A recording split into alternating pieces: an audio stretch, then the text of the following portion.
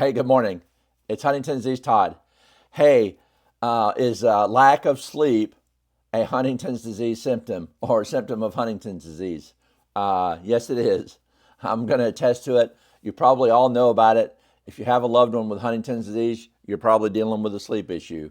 But I want to talk about a few things. Today's topic is going to be lack of sleep doesn't necessarily mean sleep deprivation. Okay, there's two different things. There's melatonin in our brain, and the melatonin cuts off our desire to sleep. But also, when the melatonin cuts off, it makes us not tired as well. The natural process that you go through is the melatonin makes you sleepy, and then sometimes you don't want to wake up, or you're aggravated when you wake up, or those kinds of things. Huntington's doesn't have, I'm telling you, when the melatonin goes away, it makes us less likely to, feel the tired symptoms that you do.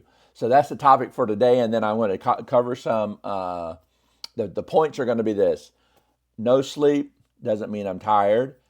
We don't always need sleep, so don't try to medicate us for that. 3, lack of sleep doesn't equal lack of enjoyment of life. These are points that I thought of because sometimes we can try to correct things that don't necessarily always need to be corrected. And 4th, try and accommodate, not medicate. So I know that sometimes the natural inclination for people is you think that your loved one should go to sleep, get a good night's sleep like everybody else in America does, and that by doing that, they're going to be better off in the long run. I'm here to tell you that sometimes our brain just doesn't shut down. The melatonin doesn't shut it down. So just because I don't get sleep doesn't mean I'm tired. So the next day, like after I typically wake up at about 4 o'clock in the morning. When I get up, I'll go ahead and have my coffee, start doing all those daily things. Sometimes in the afternoon, I'll feel like taking a nap. But in general, when I wake up, I'm ready to go and I'm full of energy, and most of the day I'm full of energy. And I just noticed, or I just thought about it, that the melatonin deficiency, I think, is what makes that happen. Sometimes you can be worried, like I say, that your loved one's not sleeping, and but it doesn't mean we're tired either. You have to be aware of that. Now, if you give us a medication, it may make us tired and sleepy, but then you may take us out of the part of our life where, we can still enjoy things and still do things. It's tricky. I know some people have more chorea and they have more issues. Sleep comes along pretty early in the process. It did for me, not sleeping, so it does happen quite early, I think, in the process. So we don't always need sleep. So don't try to make us sleepy by giving us medications. I've talked about different kind of medications and how they can make you sleep. I tried it, for a little while to take a little bit of a lorazepam pill to make me sleep. But then what I found out is the next day I feel tired because of that pill. So not everybody's the same. Some people have different tolerances for medications. My tolerance is pretty low. So I don't necessarily have a whole lot of options right now.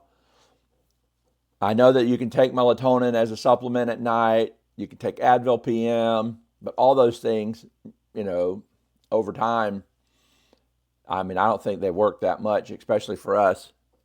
Our deficiency in our brain, it causes us not to sleep very well, no matter what you do.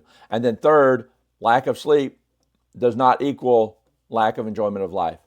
Okay? I know that when I sleep, so I go to bed usually around 9 o'clock. I'll wake up about 11, take some pills, and then I go back to sleep till 4. I take all my blood pressure pills and things like that. Even those pills make me tired. So I found out that when I take my pills in the middle of the night like that, it gets me some sleep, but it also makes me not feel so tired and whatever the next day. So you can regulate your loved one's medication. So this is too, again, I've heard people talk about the reason they like the videos that I post. Sometimes it's because it helps them find and deal with their spouse or their loved one better. So that's what I'm trying to tell you today. Don't overly worry about someone not sleeping because that's almost a natural part of this disease. And because we can't regulate our melatonin I think it leads us to be not even as tired as you might think we are. You might think we need, everyone thinks you need to get a full night's sleep, 8 hours of sleep. That's the American thing. It is true for people that don't have Huntington's, but with Huntington's disease, I would argue that 8 hours of sleep sometimes might lead to us being more tired. And obviously anybody that can get 8 hours of sleep would be good. It gives you time for your brain to rest and those kinds of things. I know that when I'm asleep, my brain finally gets a break from all the activities of this life. So then finally, like I say, lack of sleep doesn't equal lack of enjoyment of life. I still enjoy things when I'm awake.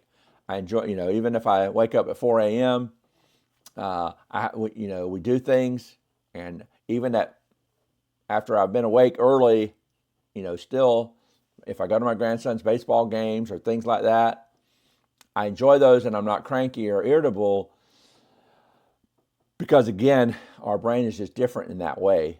So don't try to worry too much about the fact that we don't sleep. Now, it can become aggravating to the spouse of someone that doesn't sleep because it can lead you to, have your issues. Sometimes try to accommodate, not sedate. Accommodate might mean this. You might need to have, different sleeping arrangements. You might sleep in different rooms. You might sleep even in different beds. Maybe one person. I've always been a fan of watching TV.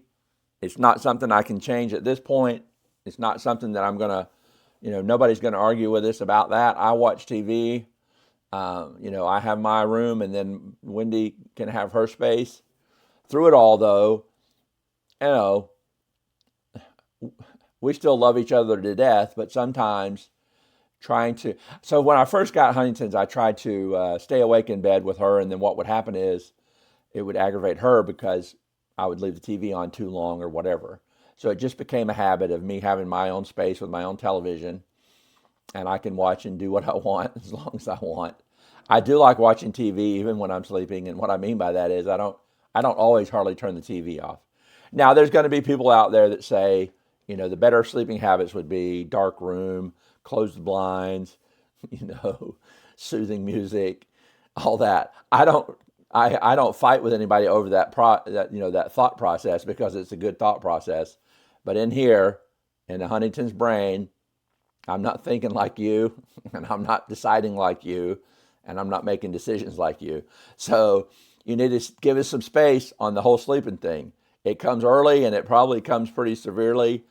And also, you could think because we don't sleep that we are somehow, not getting the full enjoyment out of life. But in all reality, our life is changing inside of our brain so much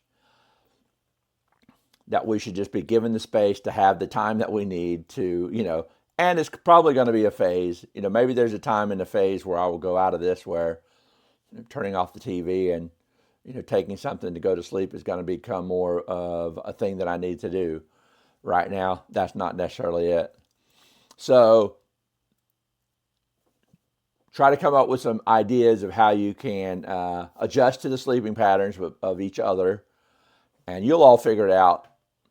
Don't get in a fight and an argument over the fact that you want the TV turned off, or you don't want your loved one watching TV all night, or you think, that that's the best thing for them.